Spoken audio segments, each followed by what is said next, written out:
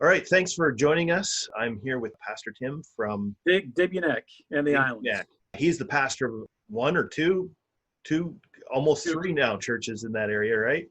Yeah. And we've been kind of highlighting some of the pastors in and around our area, and we just want to check in with you and see how you're doing. So why don't you start by kind of introducing yourself and telling us a little bit about who you are? Well, good morning, everybody. Kevin, thanks for having me. It's great to be here, and really appreciate your prayers, Kevin. We talked about that before the recording. And my name's Tim Long. I'm not from this area. I married Julie Bunker, who's from Tidville, which is her hometown or home village here on Digby-Neck. And I told her I'd never move here. So just a lesson for all of us, never say never. But we moved here in 2013 to help care for her elderly parents. And we've been here ever since. We started pastoring in Havelock as the youth pastor back in 2014 with Charles Bain, and then as the youth pastor with Andrew Maves in Digby for a couple of years. And here we are in the place I never said I'd move to, pastoring actually almost 4 churches now, because we have an online church that's been doing pretty incredible. So we're just we're happy to be here, and I don't see me moving anywhere soon. Awesome. What we're doing is kind of checking in with churches, and so I want to throw out that question to start with. In the midst of everything that's going on in these weird days, how are you and your church doing? We are doing exceptionally well. We have primarily an older congregation in both of the building churches that we have, and a mix in the outreach, still in the process of being a satellite church at the hall and on the island.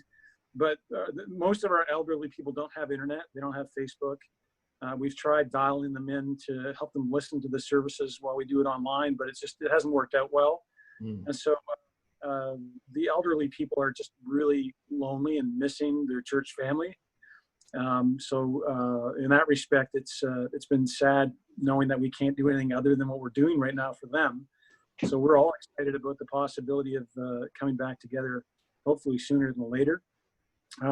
The younger generation, my age, your age, 30s, 40s, 50s, and even 60s, a lot of people who have internet have been able to plug into our online services on our website or through the Facebook page. So that's been good. And honestly, I can't believe the number of people who have been watching us online. We've had more people coming to church since COVID started than we ever have. It's been incredible. Yep. Our giving, every Sunday, half of our giving right now is coming from people who don't come to our church. And it's just been an incredible thing to see God moving through this COVID-19 crisis. And so we're doing well. We really are. I know the other day that you mentioned, and I wouldn't normally ask you about this, but you mentioned about your finances. Yeah. You want to kind of share about that? There was a point there for a number of weeks where our giving weekly was higher for the people who didn't attend our church than those who were attending the church. And it's just like it blew our minds that our overall number, most of it came from people who were not from our church. And I just I still shake my head and I look at this, and nobody can tell me any different. I think God has had a huge plan all through this crisis, that more and more people everywhere are thinking about and asking questions about faith because of this. You can't help it. And we're in the right place at the wrong time, but he's still God, and he'll even use this to reach people if he has to. The only reason I mentioned that was because the other day you had mentioned that your giving is actually up, which is really cool. I mean, that's not something that you normally hear during these days. So right. Didn't you guys start something at the beginning of this to help to do meals, or? Yes. Yeah. Do you want to tell us a little bit about that? Sure. I mean, we live in an area where even the people who live here wouldn't realize it, but the provincial government has done studies, and there's even a map that shows poverty in the province. And we live in an area where the highest amount of poverty exists. 1 in 3 households live below poverty.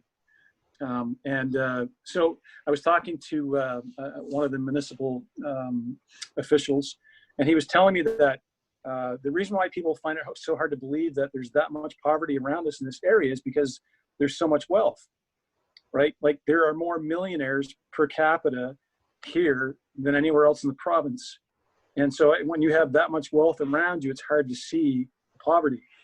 And so all people see is, some of the fishermen who do really well and make a great living, because that's the main industry down this way. But a lot of people get missed in that. So what we found is that because of the seniors home that we operate, Leila's Lodge, we have home care workers that come in to help shower and prepare things for some of our folks. And we have conversations with them that are very confidential. And one of those conversations was, you wouldn't believe the number of people that we go to prepare a meal for that they have no food. It's heartbreaking to know that a senior is paying for a service for them to come in to prepare a meal, and all they have is a can of tuna in the cupboard. And so we felt that it was something that we needed to get involved with. We've been giving out meals for the past couple of years in this area to the point where we were doing over 100 meals a month. And so we applied for a grant, and the province of Nova Scotia gave us a pretty significant grant to help start this food box program. So we've been giving out between 10 and 12 households boxes of prepared food, like chicken, beef, pork chops, vegetables, all your canned goods and things like that every 2 weeks. And it's really taken off. Part of that grant was also to help pay for our 2 of our staff.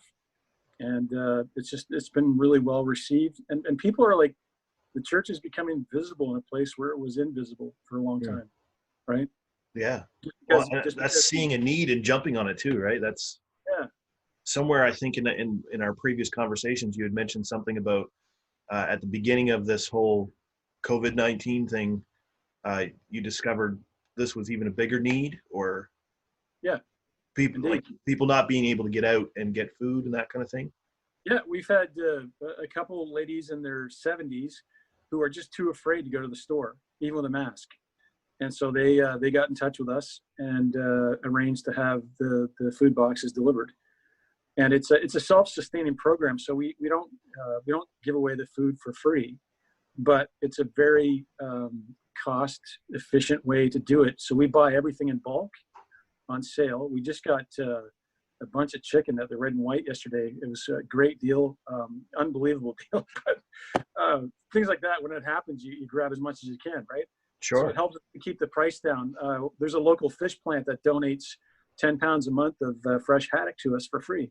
Oh, wow. And so we give out like all of that kind of thing for a $50 box that provides food for enough for 2 people for 2 weeks. And it's not just canned food like you get at the food bank. It's actually like portions like chicken and, like I said, right? Wow. So so and the hardest thing is getting the word out, like especially for these people who are shut-ins, that they have no way of knowing what's going on, right? So we're trying to bridge that gap in the weeks ahead to find out how we can get to those people who are still not able to receive it, right? Sure. And we also have we started an emergency relief fund specifically for this, because we know that there are some people that, because of their circumstances or their choices or whatever, they just can't afford $50 every 2 weeks. And so that's been really great to see money coming in so that we can actually give stuff away for free, right? Yeah. So, I mean, for instance, there's this one single mom who's got 6 kids who worked in the local fish plant, and she couldn't do the work thing and take care of her kids at the same time, and so she had to make a choice, right? And so we've been delivering food for her. And some people are like, well, she's got 6 kids, she can't take care of herself. But I mean, who cares? They need the food, right? It's a wonderful opportunity for us to bless them and start a conversation. So, yeah. Well, it's such a relevant ministry. I mean, you're feeding the hungry. That's just so cool, man. I love those stories, to hear those. But what it's done, when I say visibility, it's like we have other organizations who are coming to the door and dropping off like fresh vegetables at no charge, like a box full of tomatoes, a box full of like canned goods that they just picked up. They wanted to help, right? So it's been really cool seeing how God is connecting the dots in the community too. Yep. Yeah. People notice those things, don't they? Oh yeah. Yeah. Yeah. I know that you've gotten a couple staff since the last time we were in conversation. Yeah, man. Tell us about those and how that all worked out. Well, so we started this outreach service on the island in Tiverton. So we'd go and do a Sunday morning 10:15 service here in Tidville, and then at 2 o'clock over at the Baptist Church in Tiverton. And we just had this sense of, as we started to get to know the community more, that there were a number of people who, shall I say, have been de-churched for whatever reason. They've either walked away from, church, they did their Sunday school, and then that was it. They stopped coming to church. But there was a lot of people that wanted church, but just not in the context of the way it was being provided around here. So we started something totally different on Saturdays, once a month, just to see what it was like at the Tiverton Hall. And the first service, we packed it out with 100 people.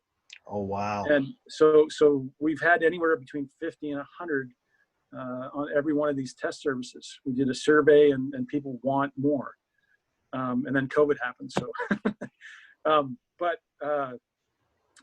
it's been really cool seeing that happen. Remind me again, what was your question? See, I just did it. I got a bunny trail. Well, I wanted to know about that too, but I was asking about your staff. David, yeah. Yeah. So Julie and I started praying last spring. God, we can't do this alone anymore, right? We've got the seniors home, we've got the food program starting, and the two churches, and I was like, we need help.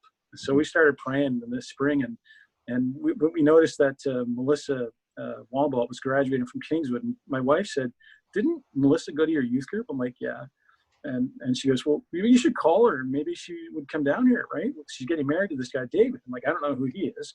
And I said, "P.S. Lord, part of my prayer is that you would make them musical, whoever comes here, right?" So anyway, I reached out to Melissa, and that day she got back to me all excited. She goes, "Can I call you?" I said, "Sure." She goes, "Well, David and I are getting married in October. We had just been down my parents' basement praying that God would open a door for us to go and do ministry somewhere, because they were having a hard time even getting on without volunteering somewhere, right?" Sure. When they were just getting married, they needed to have their own place. And so we have this guest house, this old parsonage that is a beautiful spot. And we said, we can't pay very much, but if you'd be willing to come.